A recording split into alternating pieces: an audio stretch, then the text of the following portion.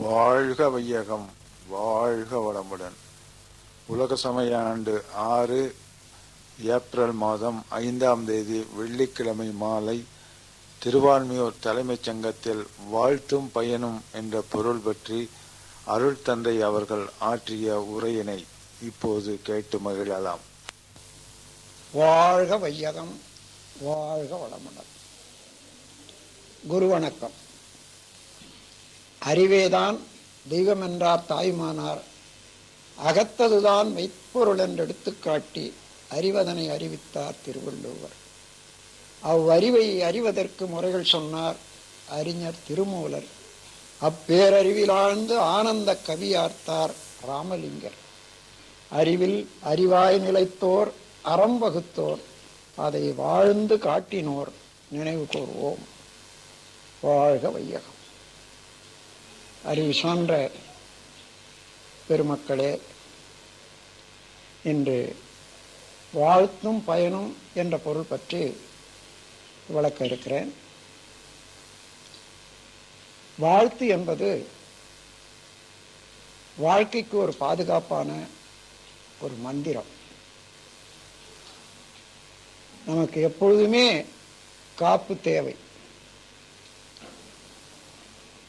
செயல் மீறாதிருக்க, செயலின் விளைவு மீறி துன்பம் தராதிருக்க, எப்பொழுதுமே அறிவில் தெளிவோடு விழிப்போடு இருக்க நமக்கு காப்பு தேவை,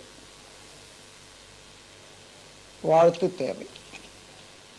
அந்த காப்பு என்பதுதான் வாழ்த்தாக நாம் ஏற்றுக்கொண்டிருக்கிறோம். வாழ்த்து என்பது என்ன என்றதை தெரிந்து கொள்வோம். வாழ்க வளமுடன் என்று கூறுகிறோம். இந்த நல்ல எண்ணம், அதில் உள்ள கருத்து என்ன என்றால், நீங்கள் எல்லா வகையிலையும் நலம் பெற்று வாழ வேண்டும் என்று உள்ள மலர்ச்சியோடு உள்ள பூரிப்போடு நாம் ஒருவருக்கு எடுத்து சொல்லுவோம். அப்படி சொல்லும்போது மனம்,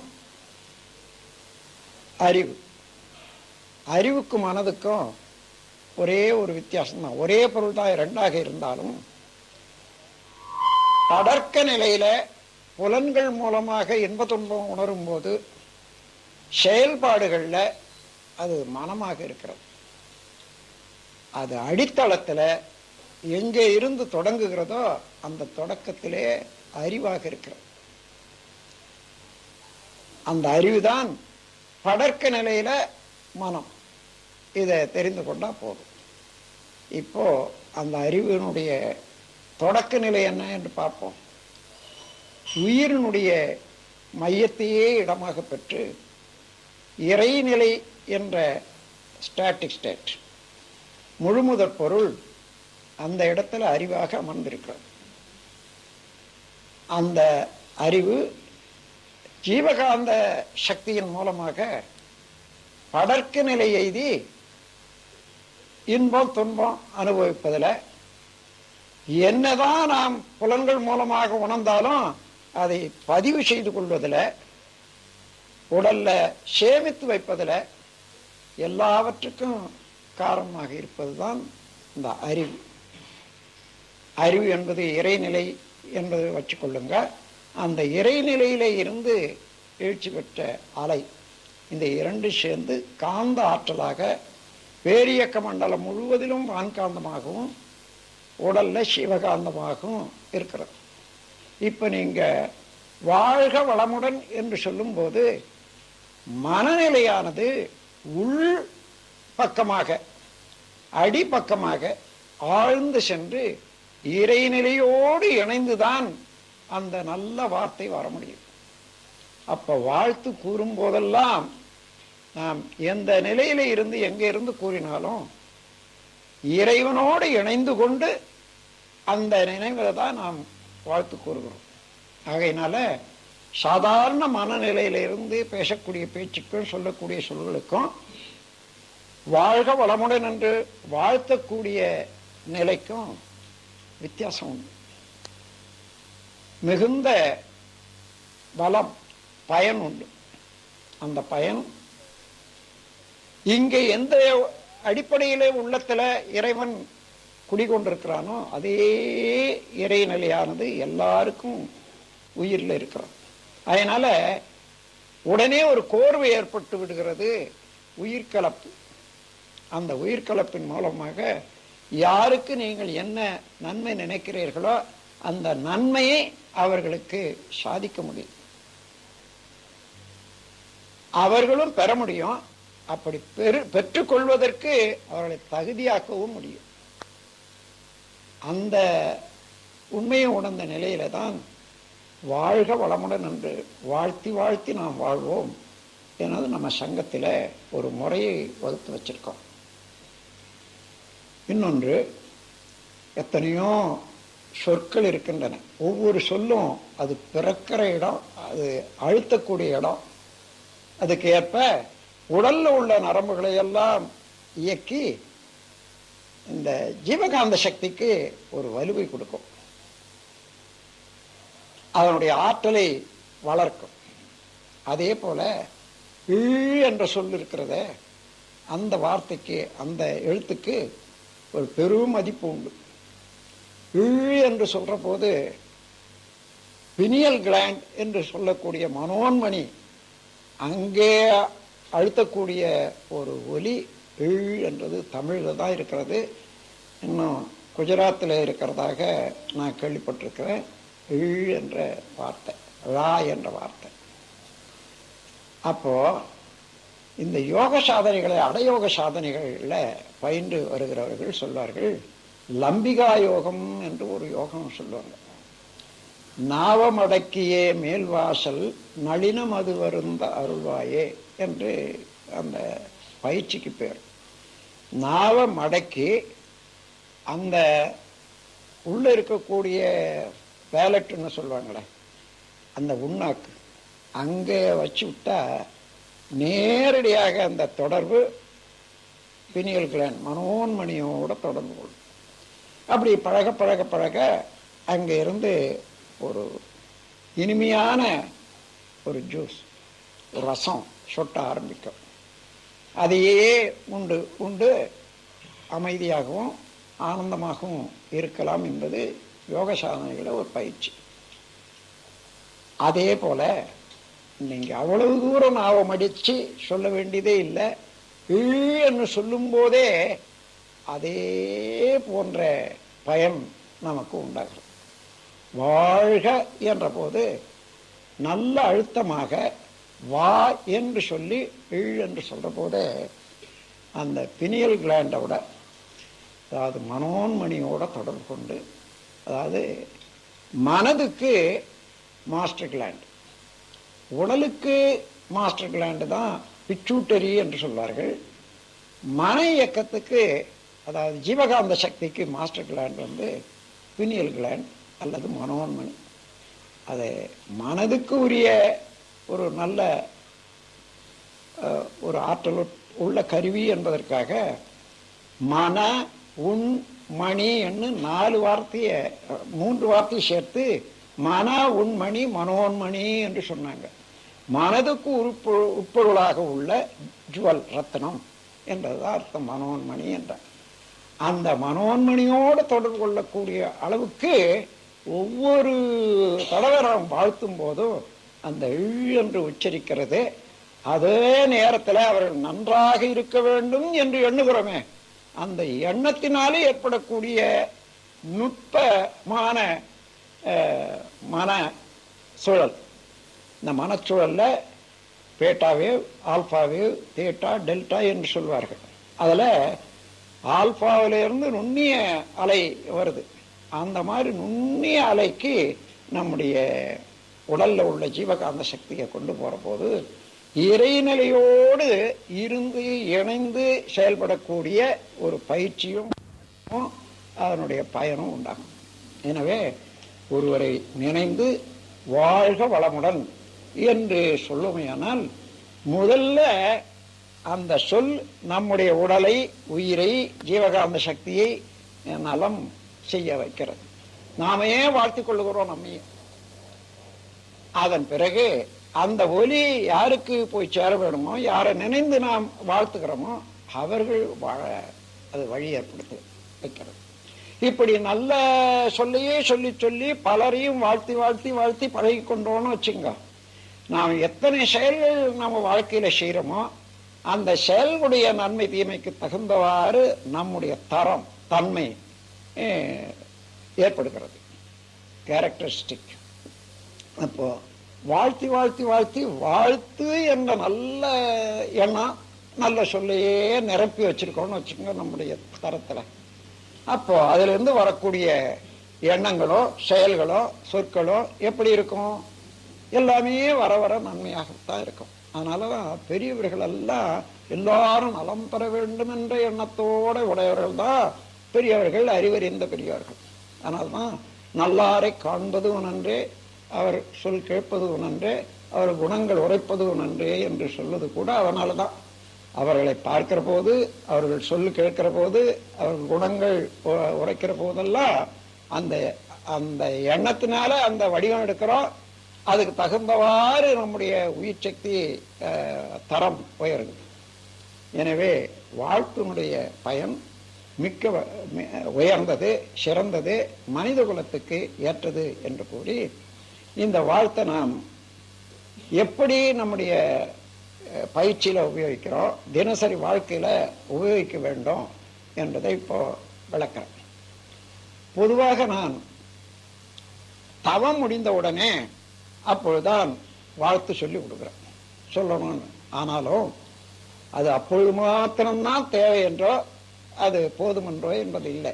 அது எப்பொழுதுமே யாரை ஒருவரை ஒருவர் பார்க்கும் போதெல்லாம் கூட வாழ்க வளமுடன் என்று சொல்லிக் கொள்ளலாம். அதனால பல தடவை சொல்லும் வாய்ப்பு ஏற்படுகிறது. காலையில எழுந்தோம், குழந்தைகள் இருக்காங்க, ஒவ்வொரு குழந்தையும் பார்க்கிறீங்க, வாழ்க வளமுடன் என்று சொல்லி அந்த குழந்தை பாருங்க. அந்த குழந்தைக்கும் கற்றுக் கொடுத்து வைங்க, வாழ்க வளமுடன் என்று சொல்ல ஆரம்பிச்சுப்போம். உங்களையும் வாழ்த்தும், வரக்கூடியவர்களையும் வாழ்த்தும்.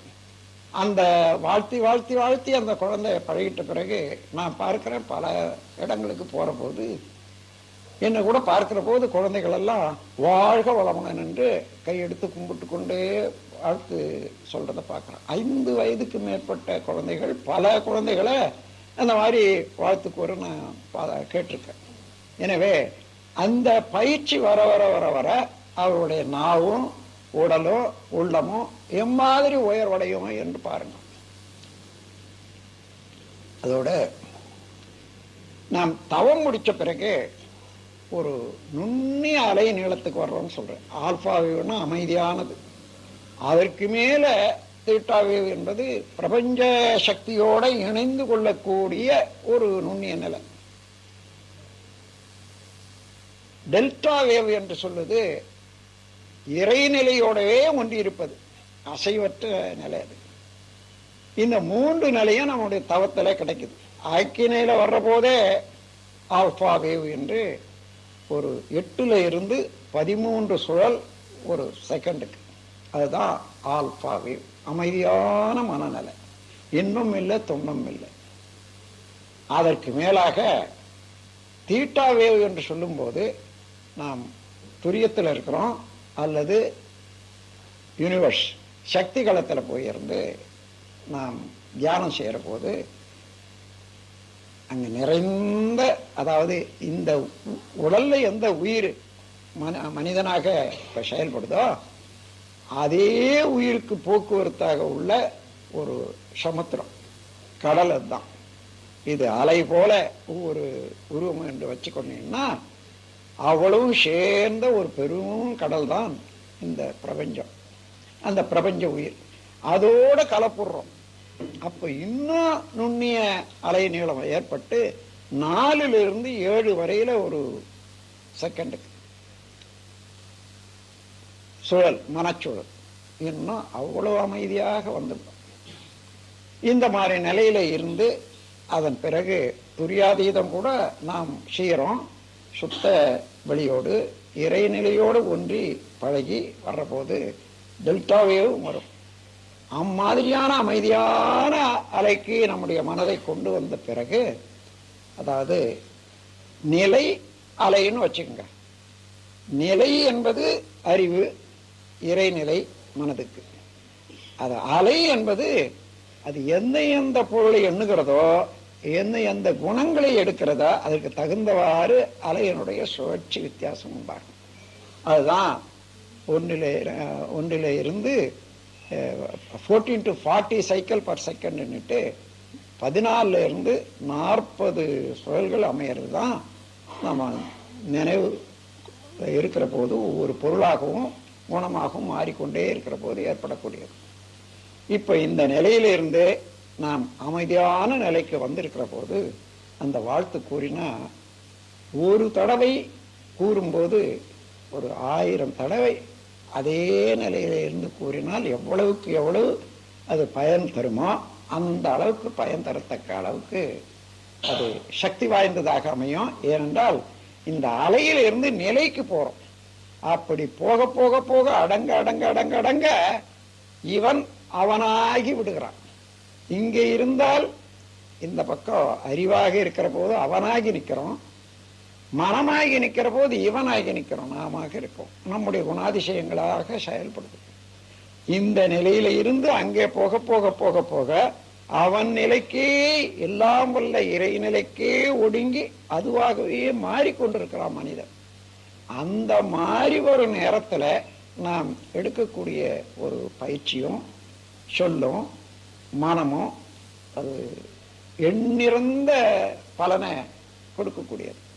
எனவே தாவம் முடிச்ச உடனே முதல்ல தன் வாழ்த்து, உடல் நலம், நீளாயுள், நிறை செல்லும், உயர்ப்புகள், மெய்ஞானம், ஓங்கி வாழ்வேன் என்று நம்ம வாழ்த்திக் கொள்றோம். ஏனென்றால் நீங்க பாருங்க, வாழ்க்கைக்கு என்னென்ன தேவையோ அந்த தேவையெல்லாம் நினைவிலே வைத்துக் கொள்ளவும், திருப்பி திருப்பி ஒரு தடவை சொல்லிவிட்டால் மீண்டும் மீண்டும் அது ஊறி நமக்கு அதே சொல்லுக்கு தகுந்தவாறு செயலுக்கு ஊக்கிவிடவும் நம்முடைய ஆற்றல் இருப்பதனால உடல் நலம் அவசியம். உடல் நலம் இன்றி எப்படி நம்முடைய கடமைகளை செய்ய முடியாது. முதலாவது உடல் நலம் வேண்டும். உடல் நலம், நீளாயுள். நீளாயுள்னா குறை ஆயுள்ள அல்லாது இம்மேச்சூர் டெத் என்று சொல்வாங்களே, அந்த மாதிரி இல்லாத முழுமையாக நாம் எதற்காக பிறந்தோமோ அதை அடையிற வரைக்கும் இந்த உடல் நன்றாகவும் இருக்கணும், ஆயுளும் முழுமையாக இருந்தால் தான் முடிக்க முடியும். நீளாயுள், நிறை செல்வம். நமக்கு போதிய செல்வங்கள் ஒவ்வொரு மனிதனுக்கும் வாழ்க்கைக்கு அவசியமாக வேண்டியதுதான். நிறை செல்வம். உயர் புகழ். புகழின் மூலமாகத்தான் நமக்கு மக்களுடைய தொடர்பு, நட்பு இவைகளெல்லாம் கிடைக்கும். அதற்கு அது எவ்வாறான புகழாக இருக்கணும்? உயர்ந்த புகழ். நாம் செய்கிற புகழ் என்பது நாம் செய்யக்கூடிய செயலினால பயனடையும் மக்கள்கள் கொடுக்கக்கூடிய வாழ்த்துத்தான், பெருமைதான் புகழ். அந்த புகழ் உயர்ந்த புகழாக இருக்கணும். சிறந்த சேவையை செய்து மிகவும் நல்ல காரியங்களையே செய்து எல்லோருக்கும் உயர்ந்த முறையில அது பயன்படுத்தக்க முறையில செய்தோமானால் அதில் இருந்து கிடைக்கக்கூடியதான் உயர் புகழ். மெய்ஞானம், உண்மை உணர்ந்து கொள்வதற்கு உரிய ஞானம். உண்மை என்பது மேன்மை என்றும் உண்மை என்றும் இங்க ரெண்டா பிரிச்சுக்கலாம். மேன்மை சிறப்புறுகிறது, அது உண்மையில அடக்கம் பெற்றிருக்கிறது. அந்த உண்மைதான் இறைநிலை, மேன்மைதான் மனம். அந்த உண்மைக்கும் மேன்மைக்கும் உள்ள வித்தியாசம் இவ்வளவுதான். உண்மை இறைநிலை, மேன்மை பிரபஞ்சம். இது சிறப்படைந்த நிலை, அது மேன்மை. அது உண்மை என்ன, எல்லாவற்றுக்கும் அடிப்படையானது இறைநிலை. அதனால அந்த உண்மையை உணர்ந்து கொள்வதுதான் மெய்ஞானம். உண்மை என்றது உள் என்பது மெய் என்றும், ஞானம் என்பது அறிவு என்றும். உண்மை மெய்ஞானம். உடல் நலம், நீளாயுள், நிறை செல்வம், உயர் புகழ், மெய்ஞானம், ஓங்கி வாழ்வேன். நல்ல மனதை அதிலேயே இருத்தி அதே நிலையில மனதை வைத்து இவைகளெல்லாம் நான் பெறுவேன் என்று 2 தடவை 3 தடவை சொல்லிக்கொண்டு அதன் பிறகு இந்த உடல் எடுத்து வந்து விட்டோம், வாழ்க்கை ஆரம்பிச்சாச்சு. வாழ்க்கையில எந்த நேரமும் நமக்கு ஒத்துழைப்பாக இருக்கக்கூடியவர்கள் நம்முடைய, அதாவது கணவன் மனைவி. வாழ்க்கை துணைவர். ஆக கணவன் மனைவியையோ மனைவி கணவனையோ நினைந்து வாழ்க வளமுடன், வாழ்க வளமுடன், அந்த உருவத்தை அப்படியே மனதில் கொண்டு வந்து நிறுத்தி கொள்ளணும். நிறுத்தி கொண்டு வாழ்க வளமுடன் என்று சொல்லும்போது இரண்டு பேருக்கு இடையே உயிர் கலப்பும் அறிவு கலப்பும் இரண்டுமே ஏற்படுகிறது. அதனால நீங்கள் என்ன நினைக்கிறீங்களோ அங்கே அவர்களுக்கு அது நடக்கும். ஆகவே ஒரு குடும்பத்தில் அமைதி வேணுமானால் கணவன் மனைவி உறவுல தட்டுப்படாத பிணக்கில்லாம இருக்கணும். சில காரணங்களால அது பிணக்கு வரலாம். அவைகளெல்லாம் தவிர்க்கிறதுக்கு மாற்றுவதற்கு இந்த வாழ்த்து என்பது மிக்க பயனுடையதாக இருக்கும். அப்படி முதல்ல வாழ்க்கை துணைவரை வாழ்த்திக் கொள்ளும். அதன் அடுத்தபடியாக குழந்தைகள் நம்முடைய அது எண்ண சொல் செயல் மூலமாக வந்த வினை பயனாக அந்த வினையின் தொடர்பாக அதனுடைய முழு கூட்டாக வந்ததுதான் குழந்தைகள். அதை கருவமைப்பில் அந்த சஞ்சித கர்மத்தில் பெற்றோர்களுடைய வினை பயனை அடிப்படையாக வைத்துக்கொண்டு உலகில் வாழும்போது அதுக்கு தகுந்தவாறு மேலும் கூட்டிக் கொள்ளுகிறது. அப்போ அது இரண்டாவது. இது சஞ்சித கர்மம், அது பிராரப்த கர்மம் என்று சொல்றார்கள். சஞ்சித கர்மம்னா நீண்ட காலமாக தொடர்பு கொண்ட எத்தனையோ தலைமுறைகளாக வந்த வினைக்கு சஞ்சித கர்மம் என்று பெயர். இந்த உருவம் எடுத்த பிறகு செய்து ஏற்பட்ட பதிவுகளுக்கு இது பிராரப்த கர்மம் என்று பெயர். இந்த இரண்டும் கூட்டினால் என்ன வருமோ அதுதான் ஒரு மனிதனுடைய தன்மை. அதுக்கு தகுந்தவாறு அவ்வப்போது ஏற்படக்கூடிய தேவைக்கு, சூழ்நிலைக்கு, சந்தர்ப்பத்துக்கு தகுந்தவாறு எண்ணங்களும் சொல்லோ செயலோ எல்லாம் உருவாகும் அல்லவா? அதை தான் ஆகாமிய கர்மம்னு சொல்லுவாங்க. ஆ என்றால் ஆன்மா, காமியம் என்றால் இச்சையை ஊட்டுவது. ஆன்மாவுக்கு இச்சை ஊட்டி செயலில் ஆழ்த்தவல்ல வினை என்பதுக்கு ஆகாமிய கர்மம் என்று சொன்னார்கள். அப்போ சஞ்சித கர்மம் நீண்ட கால தொடராக, பல பிறவி தொடராக, கருத்தொடர் வழியே வந்த பதிவுகள். பிராரப்த கர்மம் பிறந்ததிலிருந்து இன்று வரையில எண்ணத்தாலே, சொல்லாலே, செயலாலே செய்தது, அனுபவிச்சது எல்லாம் சேர்ந்தது பிராரப்த கர்மம். இந்த இரண்டு சேர்ந்த கூட்டிலே இருந்துதான் ஒரு மனிதனுடைய தன்மை உருவாகி இருக்கிறது. அதுக்கு தகுந்தவாறு அவ்வப்போது தொடர்பு கொள்ளும் பொருள், தேவை, சூழ்நிலை, இதற்கு ஏற்ப எண்ணங்களும் செயல்களும் உருவாகும் அல்லவா? இது ஆகாமிய கர்மம்.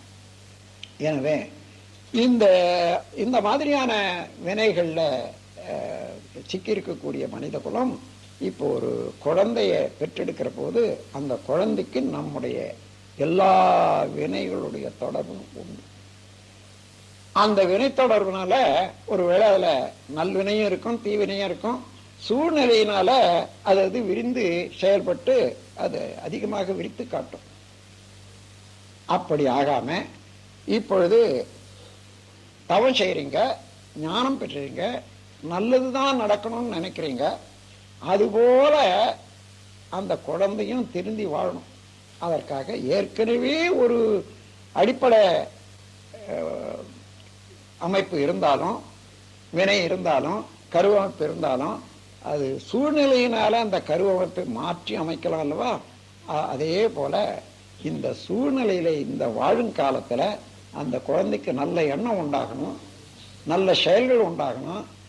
பழைய வினைகளை கழிவதற்கு, அதில் தொடைப்பதற்கு நல்ல ஒரு பேராற்றல் அந்த குழந்தைக்கு உருவாகணும் என்ற அளவில் நீங்க வாழ்த்து கொடுப்பது, எல்லாரும் வாழ்த்துவதை விட பெற்றவர்கள் வாழ்த்துவதில் அதிகமான பலன் உண்டு. ஏனென்றால் வாழ்த்து கொடுக்கக்கூடியவர்கள் யாரோ அதே உயிர் எத்தனை கோடி தலைமுறைகளாக வந்து அந்த உயிரும் அந்த சக்தியும் அந்த வினைப்பயனும் உடைய ஒரு உயிரானது அதில் இருந்து ஒரு துளிதான் ஒரு குழந்தை.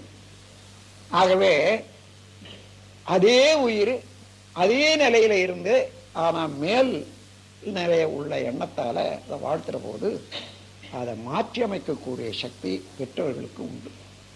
எனவே குழந்தைகளை எந்த மாதிரியாக அவர்கள் இருக்கணும்னு நினைக்கிறீங்களோ அடிச்சு திருத்துறதை விட, அவளை அதட்டி திருத்துறதை விட வாழ்த்து திருத்துவது எளிது. நீங்க செய்து பாருங்க. மனதால நினைந்து நினைந்து என் குழந்தை இந்த மாதிரி இருக்கணும், நல்லவனாக இருக்கணும், உலகத்துக்கு நல்ல குழந்தையாக இருக்கணும், குடும்பத்துக்கு ஒரு நல்ல பிரஜையாக இருக்கணும் என்றதாக எண்ணி நடத்தியில செய்கையில ஒரு உன்னதமான மனமும் உடல் நலமும் உடைய குழந்தையாக அமையணும் என்றதாக வாழ்த்தி கொண்டிருந்தீங்கன்னா, அதே போல திருத்தம் பெற்று இந்த நீங்க எண்ணிய எண்ணத்துக்கு தகுந்தவாறு செயல் புரியக்கூடிய அளவுக்கு அந்த குழந்தையுடைய தன்மை மாறும்.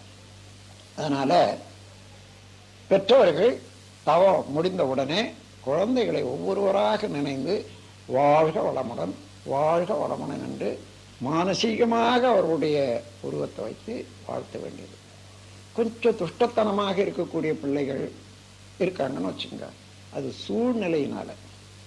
அதனால அப்படி இருந்த போதிலும் கூட நீங்க அதற்காக மற்ற குழந்தைகளை ஒரு தடவை வாழ்த்துறீங்க, 2 தடவை வாழ்த்துறீங்க, 3 தடவை வாழ்த்துறீங்கன்னா, அந்த மாதிரி துஷ்டத்தனம் செய்யக்கூடிய குழந்தைய 10 தடவை வாழ்த்துங்க.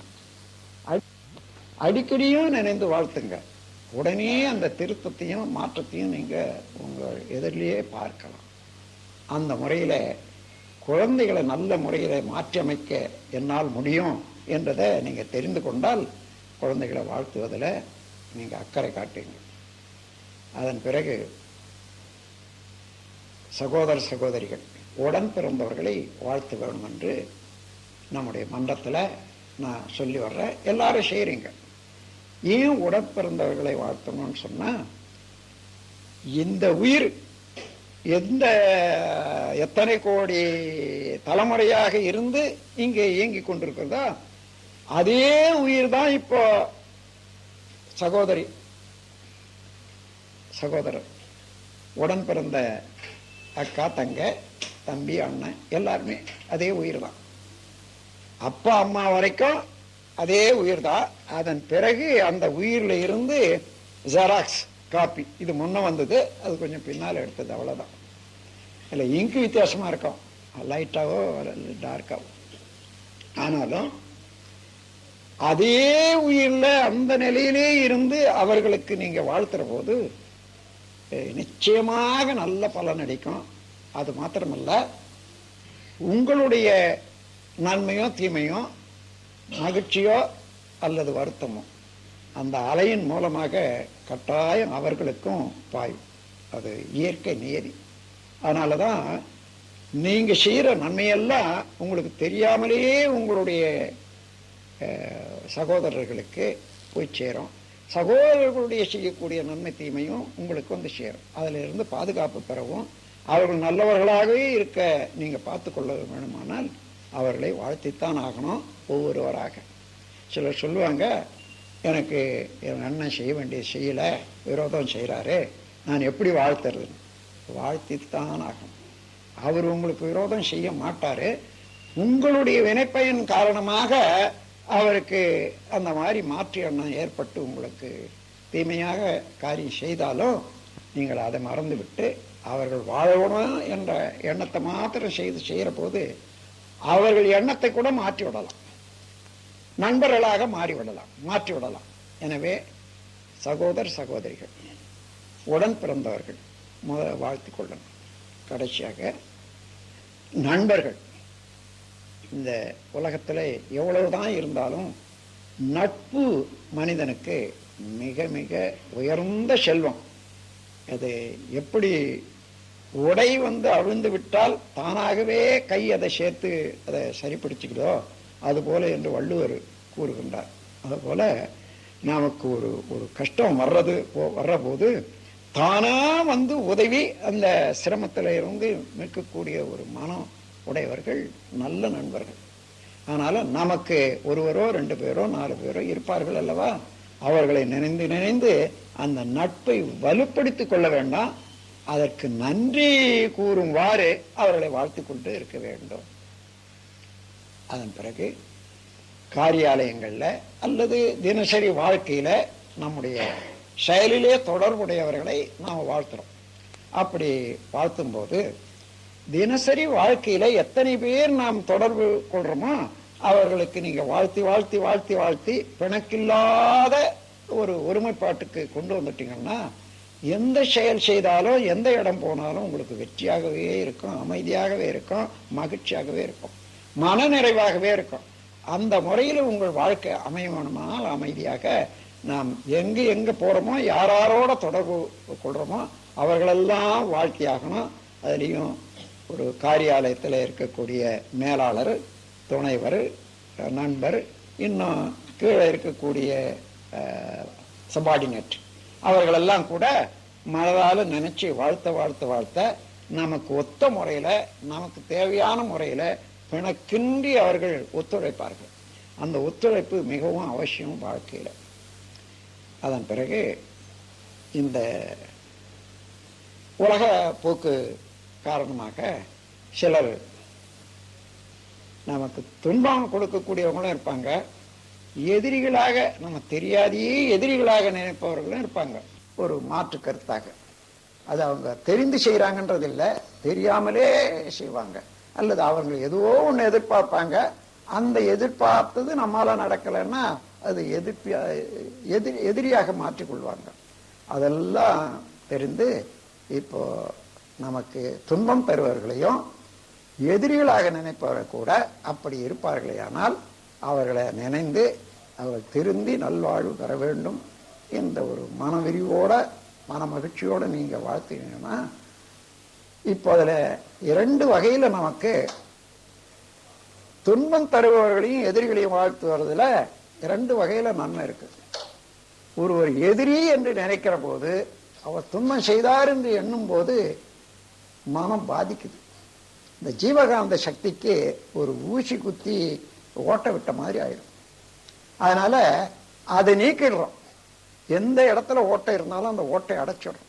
இவர் எதிரி, அவர் கெட்டவர், அது கெட்டது என்றதெல்லாம் நீக்க நீக்க நீக்க நீக்க நம்முடைய மனம் வலு பெறுகிறது, எந்த ஓட்டையும் இல்லாத. அதோட நீங்க வாழ்த்தும் போது அவர்களுடைய குணாதிசயம் திருந்தி தீமை செய்வதற்கு பதிலாக நன்மையே செய்ய ஆரம்பிப்பாங்க. நீங்க வாழ்க்கையில அது மாதிரி வாழ்த்து கூறி நீங்க பாருங்க, அது எப்பேற்பட்ட எதிரியும் மாற்றி அமைச்சு அது நல்லதையே செய்யக்கூடிய அளவில் கொண்டு வந்துடும். அதனால எதிரிகளையும் வாழ்த்தணும், துன்பம் தருபவர்களையும் வாழ்த்த வேண்டும். கடைசியாக இந்த உலகம் என்று ஏற்பட்டது என்று கணிப்பதற்கு ஆள் இல்லை. கணக்கே இல்லாத போது உலகம் வந்தாச்சு. அந்த உலகம் அது இவ்வளவு ஜீவன்களை உற்பத்தி செய்து அதிலிருந்து மனிதனும் வந்து எத்தனை காலமும் ஆயிப்போச்சு. இது வரையில இன்னைக்கு உங்களாண்ட இருக்கக்கூடிய அனுபவம், அறிவு எடுத்து பார்த்தீங்கன்னா இந்த உலகத்துல தோன்றிய முதல் மனிதனுடைய வாழ்க்கை அனுபவத்தில் இருந்து இன்று வரையில இந்த உலக சமுதாயத்தில் என்ன என்ன அனுபவங்கள் கிடைச்சதோ, வாழ்க்கை அனுபவம் அவ்வளவும் தலைமுறை தலைமுறையாக எல்லா மக்களுக்கும் கிடைச்சு கொண்டே இருக்குது, மாற்றி மாற்றி மாற்றி மாற்றி. அப்படி பார்க்க போனா நம்மிடம் இருக்கக்கூடிய இன்றைய அறிவு ஒரு சௌகரியம், வாழ்க்கை கலை அல்லது பண்பாடு, இதற்கு சென்று போன மக்கள் கூடிய உலகமும் இன்று விரிந்த உலகத்தில் வாழும் மக்கள் அனைவருமே அதில் சம்பந்தப்பட்டிருக்காங்க. ஆகையினால எந்த செயல் செய்தாலும் நாம் அவர்களுக்கெல்லாம் நன்றி செலுத்தணும். அதற்கு என்ன செய்யணும்? மனதை விரித்து உலகம் முழுவதும் உள்ள மக்கள் குலம் அமைதியாக வாழ வேண்டும், வளத்தோடு வாழ வேண்டும். வாழ்க வையகம், வாழ்க வளமுடன், வாழ்க வையகம், வாழ்க வளமுடன் என்று பிரிந்து வாழ்த்தும் போது நீங்கள் யாரை யாரை தனியாக வாழ்த்துகின்றீர்களோ, கூட்டாக வாழ்த்துகின்றீர்களோ, அவர்களோடு உங்கள் உயிர் கலப்பும் ஜீவகாந்த சக்தியின் கலக்கிற போது இந்த ஆற்றலுக்கு, ஜீவகாந்த சக்தி என்ற அலைக்கு 5 வகையான இயக்க ஆற்றல் உண்டு. அதாவது clash, reflection, refraction, penetration, interaction என்று ஆங்கிலத்தில் சொல்லலாம். அதாவது மோதுதல், சிதறுதல், ஊடுருவி பாய்தல், இரண்டிடையே ஓடிக்கொண்டிருத்தல், அதன் அதன் ஊடுருவி ஓடிக்கொண்டிருத்தல் என்ன மாதிரி. Clash, reflection, refraction, penetration, interaction. அந்த மாதிரி நம்முடைய வாழ்த்து ஆனது இருவருக்கு இடையே ஓடிக்கொண்டே இருக்கும். யாருக்கு நீங்க கொடுக்குறீங்களோ அவர்களுக்கு உங்களுக்கு இடையே அன்றிலே இருந்து ஒரு உயிரோட்டம் உண்டாய் போச்சு.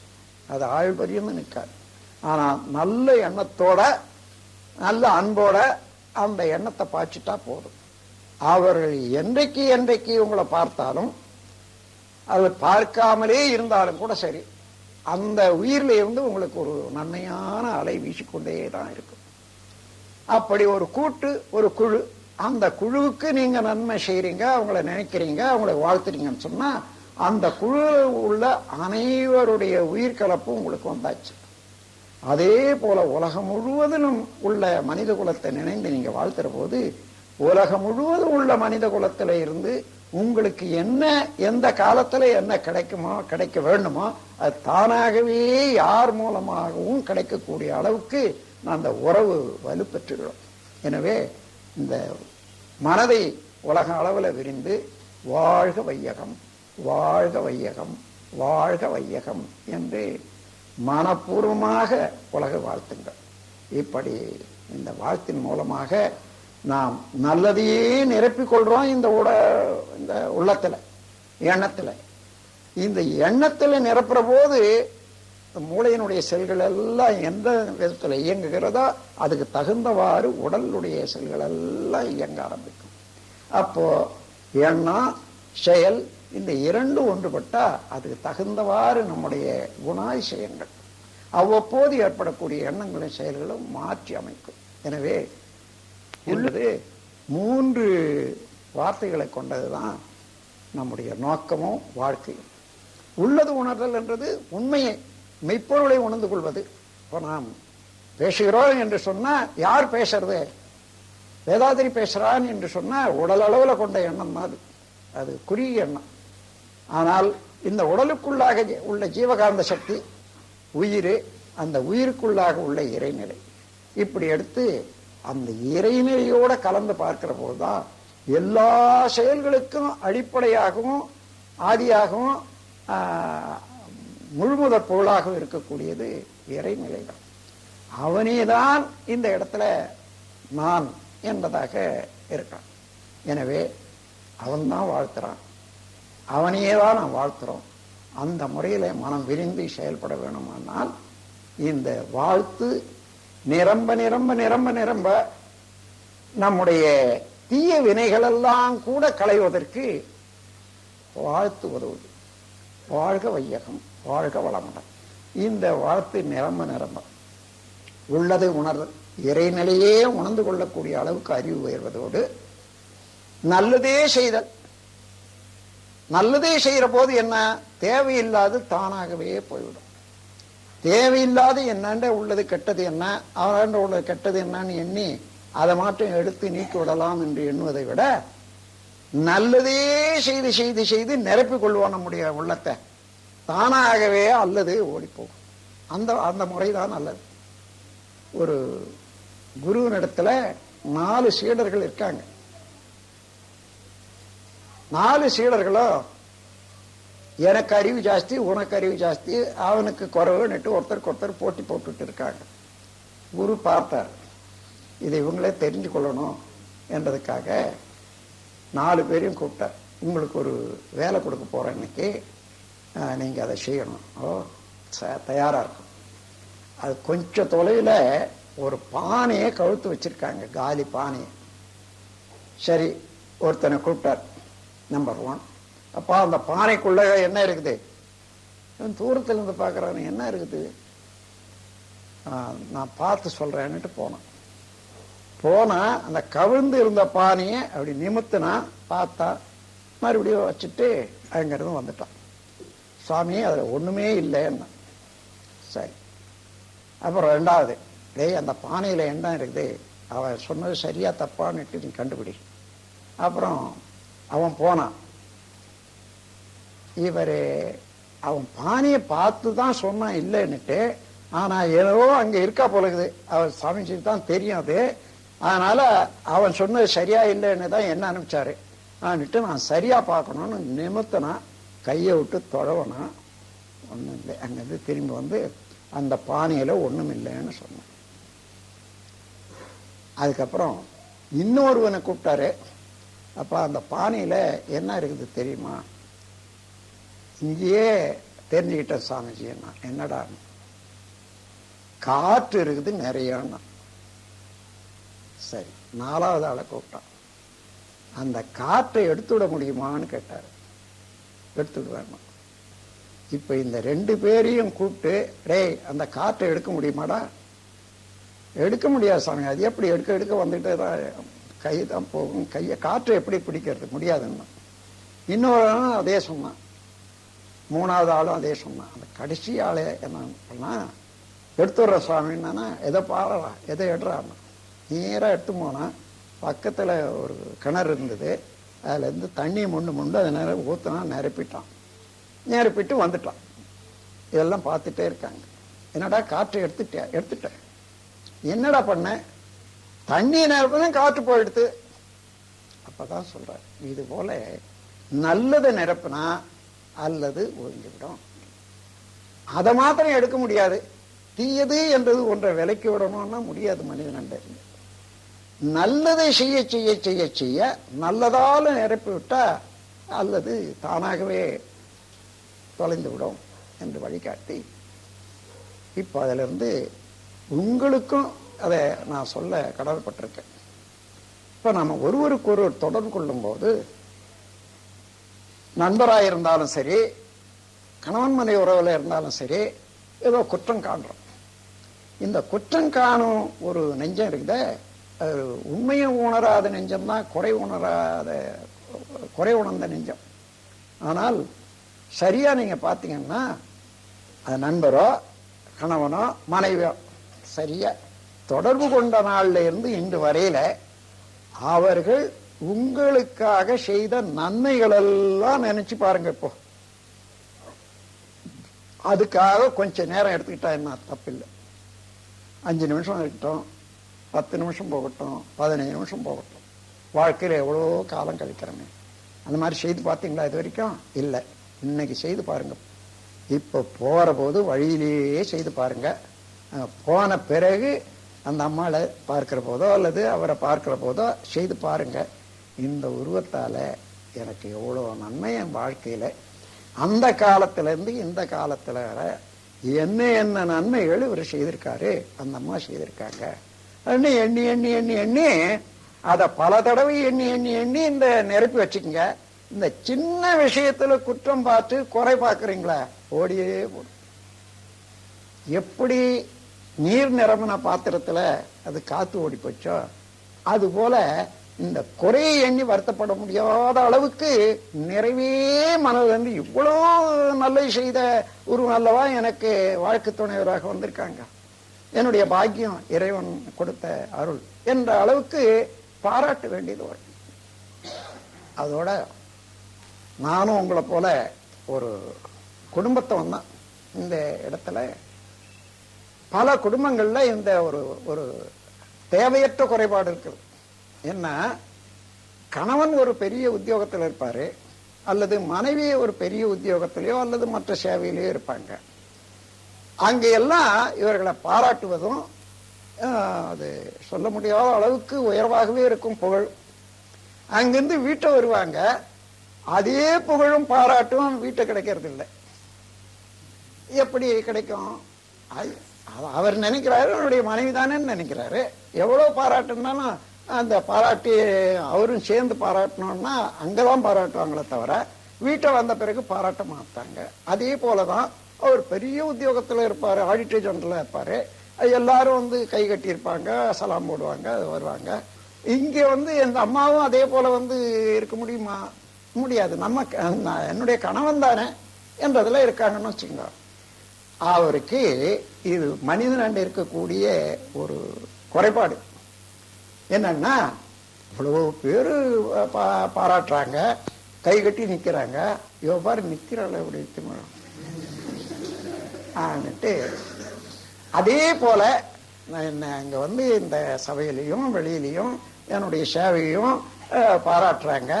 இங்க பார்த்தா அதை எடுத்து இதை எடு அப்படி வை இப்படி வைத்துன்னா சொல்றார தவிர இந்த பாராட்டு ஒரு நாள் கூட என் காதால கேட்கலையே வரேன்ட்டு அந்த அம்மாவுக்கு இருக்கும்.